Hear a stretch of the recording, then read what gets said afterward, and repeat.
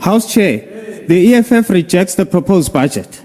This budget fails to reflect the critical and specific needs of a sector that remains deeply untransformed, but controlled by foreign multinationals, the white monopoly capital, and disconnected from the daily lived realities of the dejected masses of our people. The department lacks a coherent diagnosis of the crisis facing the arts. Artists continue to die poor due to DSEC's short-term based, unsustainable and patronizing interventions. The budget lacks vision, courage, and decisive transformation agenda. It fails to pursue the urgent task of decolonizing and democratizing the landscape of sports, arts, culture, and heritage sector. Instead, it reflects a profound disconnection from the realities of our communities, particularly Black Africans who continue to be marginalized and excluded from the mainstream economy opportunities within this sector.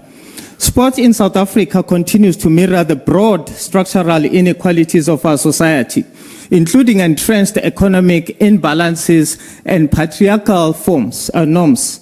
Sports sponsorship in South Africa remains racially biased, with Black athletes often overlooked, underfunded, unsupported, and excluded even by the Mzansi golden economy.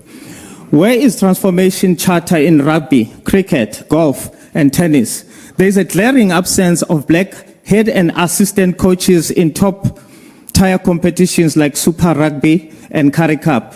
And what has the minister done to address this entrenched inequality? Absolutely nothing. These are damning indictments of a system that privileges whiteness while consigning Black artists, actors, and athletes to precarity, neglect, and even erasure in death. This a shameless betrayal of transformation, where the minister facilitates a lucrative 50 million deal for his own biological son to acquire Super Sports United. Yet when it comes to national soccer development, he unlawfully approves a mere 5 million, not 50 million, a mere 5 million advance for SAFA salaries, an amount diverted from funds intended to expand women participation in soccer.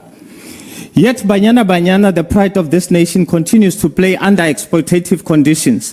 No parity, no professionalism, and no bonuses. Their success stems not from the department's support, but from their own sacrifice. This is not patriotism, Minister, it is hypocrisy.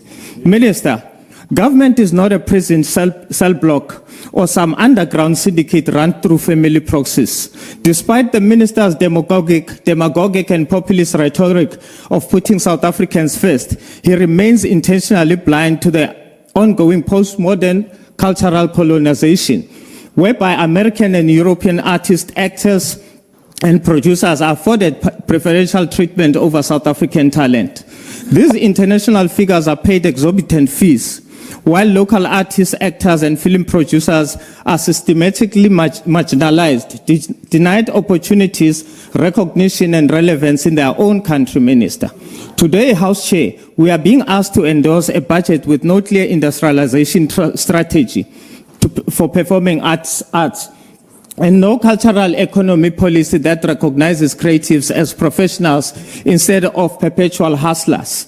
Hidden in his budget is a 32 million for 16 so-called creative and cultural sector clusters boards with no legal mandate, no framework, no accountability to Parliament. In response to the ill-conceived cluster boards and the continued dysfunction of unaccountable entities such as SIFSA, SAMIC, and Downtown Music Hub, whose very leaders now sit in the minister's newly formed structures, the EFF will introduce a private members' bill titled the South African Confederation for Creative and Cultural Industry, in short, SACI Bill.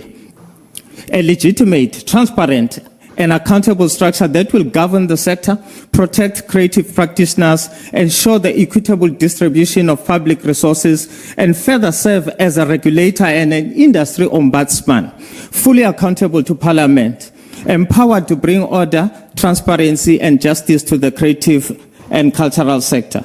Minister, we cannot claim true freedom while Iziko and other museums across South Africa continue to imprison the stolen sacred human remains of over 1,000 African ancestors victims of a discredited pseudo-scientific racial project. We therefore demand that they are immediately repatriated to the rightful communities. Why do we still have colonial symbols, Minister, in our public spaces, despite Cabinet having taken a clear decision to have them removed? Minister, all colonial symbols must fall. House Chair, EFF rejects this budget. Thank you, Honourable Member.